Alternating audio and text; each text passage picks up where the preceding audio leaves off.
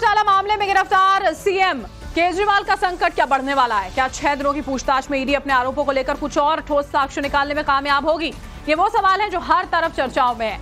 यहाँ ध्यान देने वाली बात यह है कि इस पूरे मामले में जो साक्ष्य और तथ्य ईडी ने कोर्ट में पेश किए, उसी के आधार पर ईडी को केजरीवाल की रिमांड मिली है। तो अब आगे क्या होगा? क्या केजरीवाल का संकट 28 मार्च को खत्म हो जाएगा या फिर केजरीवाल के लिए ये अंतहीन मुसीबत है?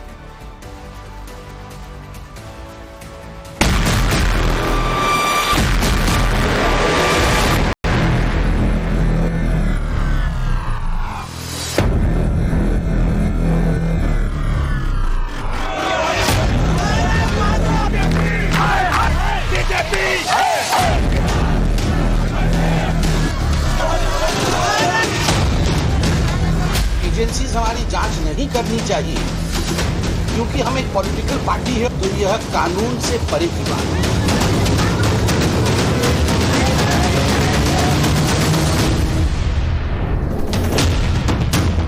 केजरीवाल जी के साथ खड़े हैं, इस डेमोक्रेसी की लड़ाई में खड़े हैं।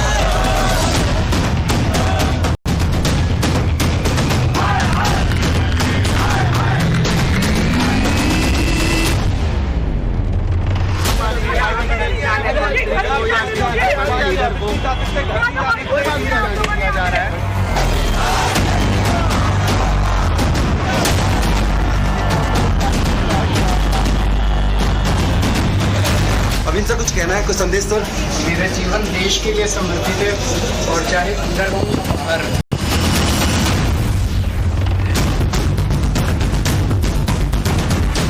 तो क्या केजरीवाल विचार और असल व्यवहार के बीच के अंतर में बुरी तरह फंस गए? कहा तो ये जा रहा है कि मिस्टर क्लीन 6 दिन की नहीं बल्कि अंतहीन मुसीबत में फंसे और ये मुसीबत करप्शन के खेल में आरोपों ने बड़े गहरे तक रोकी। वरना कोई तो वजह होगी, कोई तो ठोस तथ्य होंगे जिसके बिना पर सर जी को 6 दिन के लिए कोर्ट ने ईडी की रिमांड पर भेज दिया। क्या है वो तथ्य जो केजरीवाल की मुसीबत बढ़ाएंगे? क्या है वो सबूत जिनके आधार पर केजरीवाल फंसे? और क्यों ईडी केजरीवाल को शराब घोटाला मामले का किंग पिन कह रहे हैं? कथित शराब घोटाला मामले में अरविंद केजरीवाल से आज ईडी की पूछताछ शुरू हो गई। इस दौरान ईडी अरविंद केजरीवाल से उन तमाम सवालों के जवाब जानना चाहेगी जो वो पिछले काफी समय से जानना चाहती थी। सच ये है कि अगर अरविंद केजरीवाल ईडी के सवालों में उलझे तो उनकी मुश्किलें बढ़ सकती हैं। वैसे भी ईडी ने इतने तथ्य और सबूत तो कोर्ट में पेश किए ही हैं जिसके आधार पर कोर्ट ने केजरीवाल की रिमांड उसे दी है। उन्हीं तथ्यों और फाइनेंशियल ट्रेल के आधार पर ईडी ने कोर्ट में दावा किया कि शराब घोटाले में न केवल 100 करोड़ रुपए की रिश्वत ली गई बल्कि रिश्वत से जो पैसा कमाया गया वो 600 करोड़ से ज्यादा है। गोवा के आप कैंडिडेट्स ने बयान दर्ज करवाया है।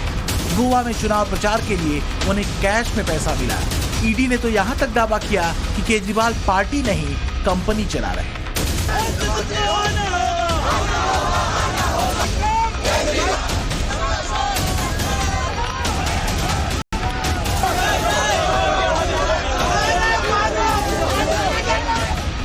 लेकिन केजरीवाल की रिमांड पर राजनीतिक रंग और राग तेज है। कार्यकर्ताओं की भीड़ के साथ पार्टी के नेता और मंत्री दिल्ली को राम भरोसे छोड़कर अपने राजनीतिक अभियान में लगे। राजनीतिक नौटंकी का कोई सिरा घोड़ा नहीं जा रहा। दिल्ली में धारा 144 लगी हुई है और जब आम आदमी पार्टी के नेता आतिशी की गाड़ी को पुलिस ने रोका तो बड़ा सीन। अरे आपने रोका, गोली मारो, अरे गोली मारो ना, गोली मारो, गोली मारो, गोली मारो, हम वहाँ से अपना प्रदर्शन गोली ऑफिस में जाते, गोली मारो, मेरी गाड़ी दे, गोली मारो सर, खत्म करो ना लोग, अरे अपोजिशन को खत्म आम आदमी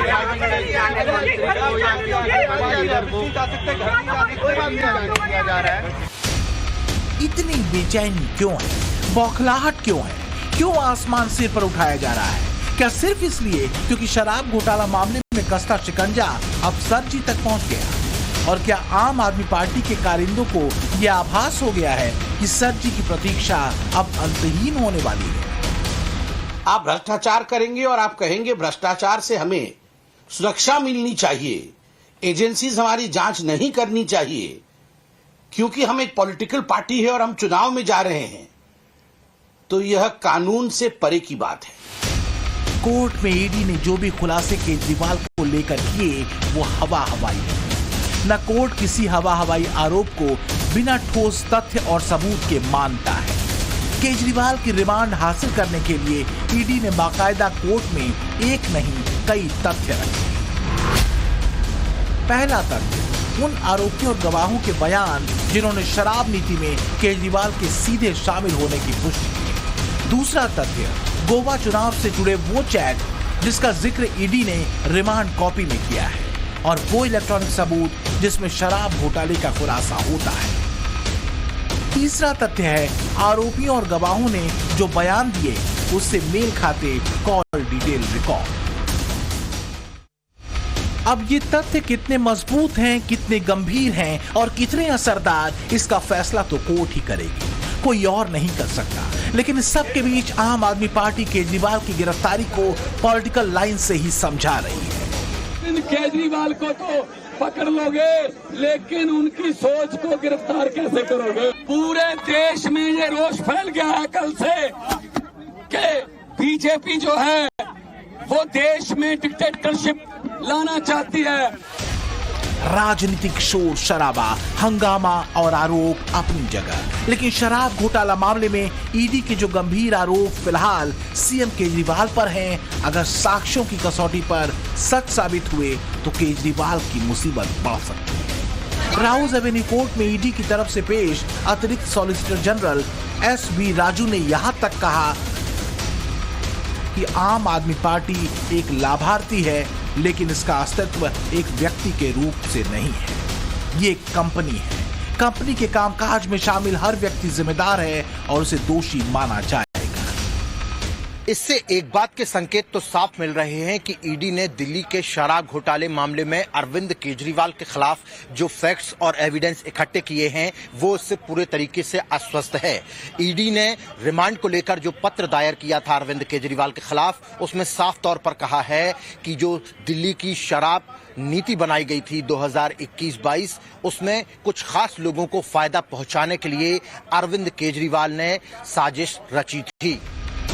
और अगर ऐसा है तो रिमांड खत्म होने के बाद 28 मार्च को दोपहर 2 बजे जब केजरीवाल की पेशी राउज एवेन्यू कोर्ट में होगी तो क्या उसके बाद भी वो बाहर आएंगे, ये एक बड़ा सवाल है। क्योंकि 1 साल से ज्यादा वक्त से केजरीवाल के साथी और दिल्ली के डिप्टी सीएम मनीष सिसोदिया शराब घोटाला मामले में जेल में है। तमाम कोशिशों के बाद भी लोअर कोर्ट से लेकर सुप्रीम कोर्ट तक से जमानत नहीं मिल सकी। यही हाल संजय सिंह का भी है, जिन्हें ईडी ने पिछले साल 4 अक्टूबर को गिरफ्तार किया था। कई कोशिशों के बाद भी हाई कोर्ट और सुप्रीम कोर्ट तक से उनकी जमानत अर्जी खारिज हो चुकी है। मैं तब भी कहता था, इसी मन से मैंने कहा था कि अभी तो मनीष सिसोदिया गए हैं, किंग पिन बाहर है, और मैंने कहा था किंग पिन का नंबर भी आएगा, और कल किंगपिन का नंबर आया। लेकिन इससे बड़ा दुर्भाग्य देखिए, जो कल तक नैतिकता की बात करते थे आज वो कहते हैं कि मैं जेल से सरकार चलाऊंगा। अरे चारा खाने वालों ने भी पहले इस्तीफा दे दिया था, शराब वालों ने अभी तक भी इस्तीफा देने से मुकर रहे हैं। और अब जब ईडी की गिरफ्त में केजरीवाल है और अगर तथ्य और साक्ष्य कोर्ट को वाजिब लगते हैं तो केजरीवाल का बाहर आने का इंतजार लंबा हो सकता है। कम से कम मनीष सिसोदिया और संजय सिंह का अनुभव तो यही कहता है। अब सवाल यह है कि 6 दिन में ईडी किस तरह से शराब घोटाला मामले में केजरीवाल की भूमिका से पर्दा उठा सकती है। तो माना यह जा रहा है कि ईडी अरविंद केजरीवाल और मनीष सिसोदिया को आमने सामने बिठाकर पूछताछ कर सकती है। ईडी संजय सिंह, मनीष सिसोदिया और अरविंद केजरीवाल तीनों को एक साथ बिठाकर पूछताछ कर सकती है। ईडी अरविंद केजरीवाल का सामना शराब घोटाले के बाकी आरोपियों से करवा सकती है। मुमकिन ये भी है कि के कविता और केजरीवाल को आमने सामने बिठाकर भी पूछताछ की जाए।